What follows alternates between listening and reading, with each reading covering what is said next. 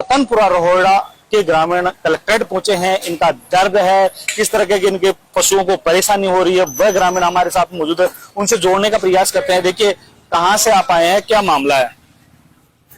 सबसे पहले तो मेरा नाम हरिनारायण चौधरी, ग्राम पंचायत चतुर्भुजपुरा, ग्राम रतनपुरा रोहिड़ा। हम सब ग्रामवासी यहाँ एकत्रित होकर आए हैं क्योंकि हमारे ग्राम चतुर्भुजपुरा की ग्राम पंचायत रतनपुरा रोहिड़ा में जो पशुओं के लिए गोचर भूमि है, उसको कुछ प्रभावशाली लोगों ने पिछले 1 वर्ष से ट्रैक्टरों द्वारा लेवलिंग किया जा रहा है, जेसीबी द्वारा पेड़ों को उखाड़ा जा रहा है।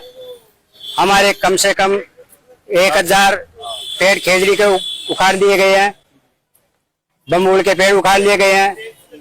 हमारे 2 नालियां बनी हुई थी जिसमें नरेगा से पिछले दिनों करीबन 2 करोड़ 3 करोड़ रुपए का काम चला हुआ था, उनको बिल्कुल मिटा दिया गया है।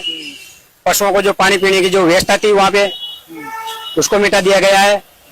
हमारा वहां पे कोई गुरुद्वारा है पास में, उसका रास्ता बंद कर दिया गया है।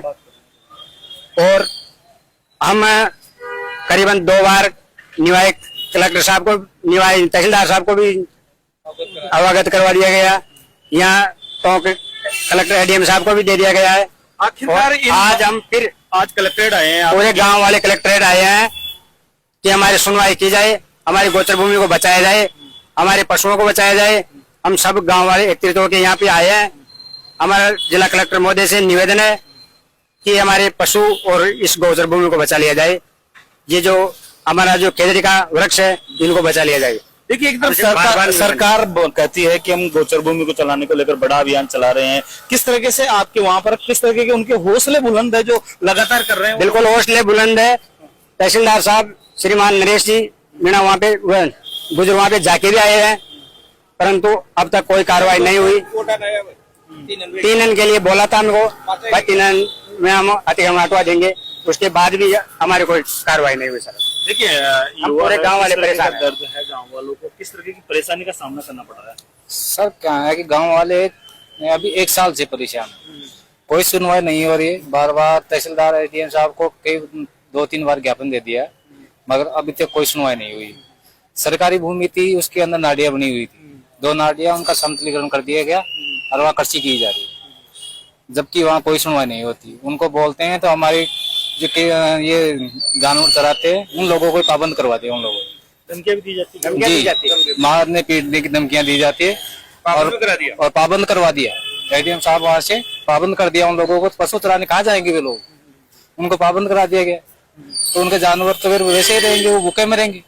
तो बिल्कुल बात करें, आप उस गांव में हो, अब तक कहां तक आपने अवगत करवाया है, लेकिन अभी तक कोई सुनवाई नहीं हुई।